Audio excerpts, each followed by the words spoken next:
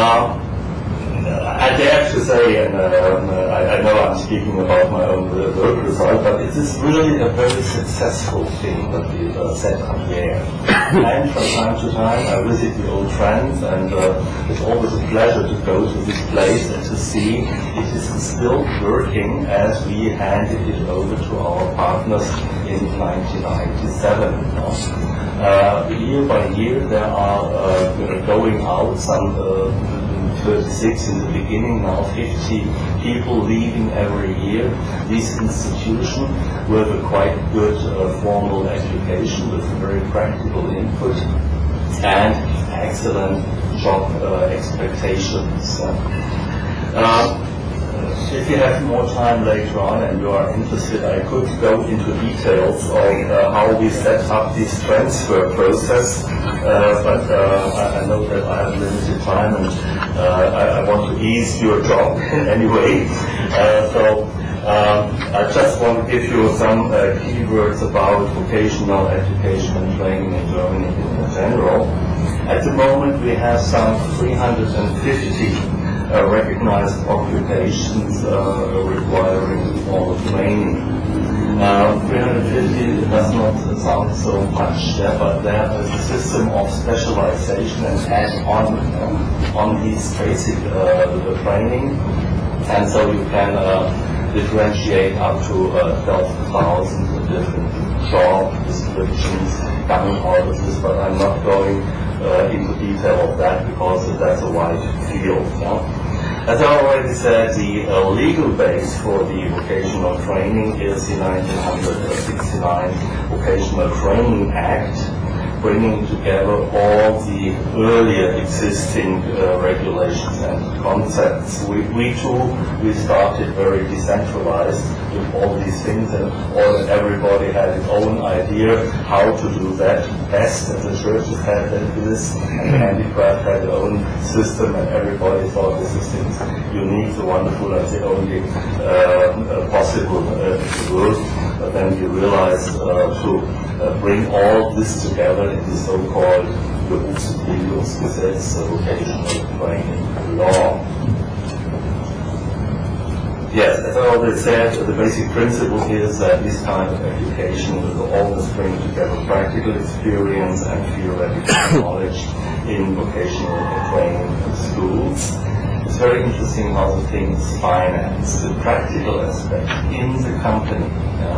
And this was one of the most difficult things to make our partners in Morocco to understand, that the practical part in the company is financed by the company. There is no money from the state given to the companies doing these kind of vocational training. They have to pay for that themselves. And even worse, they have to pay the young people they are training. An idea, when we first formulated that in Morocco, people looked at us and said, hey, you're joking, huh?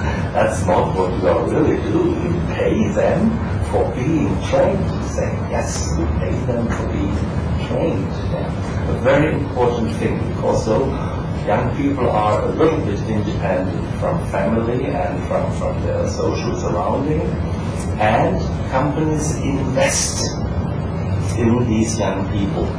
And the moment you pay for something, it's going to be more worth than if you just get it from the state. So it is a good idea in the long run to have paid for these young people you train. Very important in the system, there is no kind of a general planning agency. No one will decide in 2011 we will have 10,000 plumbers trained, or 15,000 office clerks of some kind. No one is doing such a plan. The companies will offer training posts according to their need. They know, okay, next year, old Mr. Schmidt will go to retire. It would be a good idea to have someone to replace him. Or they know we are going to expand our business in China, so it would be fine to have more people to be able to do the so they will offer a cost for training within these 350 different occupations described. And the young people, they will look around and they are preparing for their future life, and they will look what they want to do. Sometimes everybody has the idea it's nice to work in a bank or in an insurance company, and they start there and see, okay, the entrance barriers are quite high, and my school documents are not that good. So in the end, maybe they will land at a job which they did not dream from the very beginning. But after a while, maybe they find that this is quite fruitful and interesting, and they will make their living on that. So what is the advantage of that system? First of all, there is no too much overproduction of wrong people. Because there's always someone, a company, stating we are in need of at least one, and maybe we will even train 2 or 3, so we have choice. There's a choice in the end of the training. We train 3, we take the best. So there are not too many people just trained but without any future prospects. And the companies breed their own future employees. They select from the very beginning, when the training begins, they will take in their young people, and they will form them also in a social way. Because when you come from school, you have a quite different social mindset in your brains. What is needed in the cooperating within a company. So within 3 years, people just learn to be punctual, to be cooperative, to work together with other people. That's quite a different thing from sitting together with some equal age lads in a classroom and listen to the teacher. And so these people are very much fit for the working process. There's very rarely only advantage. So the system also has its risks and weaknesses. And we had to realize a couple of years ago that there was a tendency, when they had these great ways of rationalizing our economy, and ugly words like lean management and first of all shareholder value came over our country, destroying a lot of our industrial culture. We saw the tendency of people to take a free ride, and just arguing, okay, this training system is quite expensive, it takes a lot of people, and we have to prepare special rooms for that, we have to pay for young lads who are completely ignorant. So why aren't we cute and clever?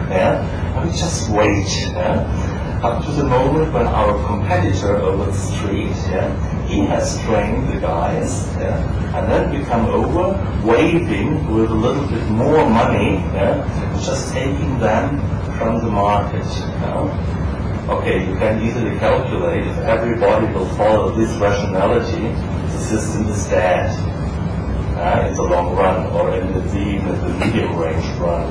We saw this danger as chamber organization and as state likewise. And this was a very strong discussion in Germany. And to make it short, the government just pressed on the economy and said, okay, it's very easy. You do it as you did it up to now, everybody, or we will impose a tax on everyone who is not participating in this training scheme. The idea was horrible, not because it's just the imposing of another tax, but how to organize that. What is the correct number of apprenticeships in a 25-employee company? You can discuss this up to the end of times, and you can go to court. And the idea really was horrible to bring down the system by such a bureaucratic monster organization we would have to impose on the economy.